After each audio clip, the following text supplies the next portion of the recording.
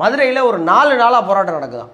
ஏப்பா நமக்கு ஒன்றும் சேதியே வரல. ஏன்னா ஆமாம், அமைதியான முறையில் ஹோமியோபதி படிக்கிற மருத்துவ மாணவர்கள் கல்லூரி வளாகத்துக்குள்ளேருந்து போராடிட்டு இருக்கிறாங்க. நாங்கள் வெளியில் இறங்கி போராடணுங்கன்னு அனுமதி கேட்குறாங்க, கிடைக்கல.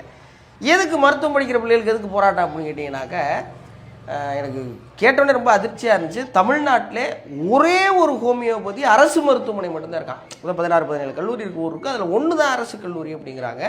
அதுவும் 50 வருஷமாக இருக்குது. 50 வருஷமாக இருக்கிற கல்லூரி நல்லா தானே இயங்கிக்கிட்டு இருக்குது. அதில் என்ன போராட்டம்னா, இன்ன வரைக்கும் அதில் யூஜி இளங்கலை மட்டும்தான் இருக்குது, பிஜி முதுகலை இல்லை அப்படின்னு அந்த பசங்க போராடுறாங்க. ஒவ்வொரு வருஷமும் 850 910 சராசரி மருத்துவர்கள் அது வந்து வெளில வர்றாங்க. ஆனால் பிஜிக்கு அவங்க முழுவதுமாக தனியார் கல்லூரிகளை நம்பி இருக்க வேண்டிய அவசியம் இருக்குது.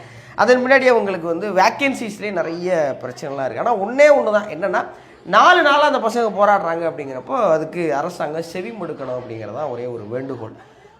சும்மா ஒன்றும் மாணவர்கள் அவ்வளோ பேர் களத்தில் இறங்கி போராட மாட்டாங்க. 50 வருட கல்லூரி, ஒரே ஒரு கல்லூரி தான் இருக்குது, ஹோமியோபதி அரசு மருத்துவக் கல்லூரி. அது இன்னும் அடுத்த நிலையை அடையாமல், அப்கிரேட் ஆகாமல் இருக்குங்கிறது வருத்தத்துக்குரிய விஷயந்தான். தயவு செஞ்சு அரசாங்கமும் அரசு அதிகாரிகளும் அவங்களுக்கு செவி மடுக்கணும், அவங்க கோரிக்கை என்னன்னு கேட்கணும். அப்புறம் நியாயம் எதுவோ அதன்படி தீர்மானம் கொடுத்து அந்த பசங்களை மறுபடியும் வகுப்பறைக்குள்ளே படிக்க அனுப்பணும் அப்படிங்கிறது என்னுடைய தாழ்மையான வேண்டுகோள்.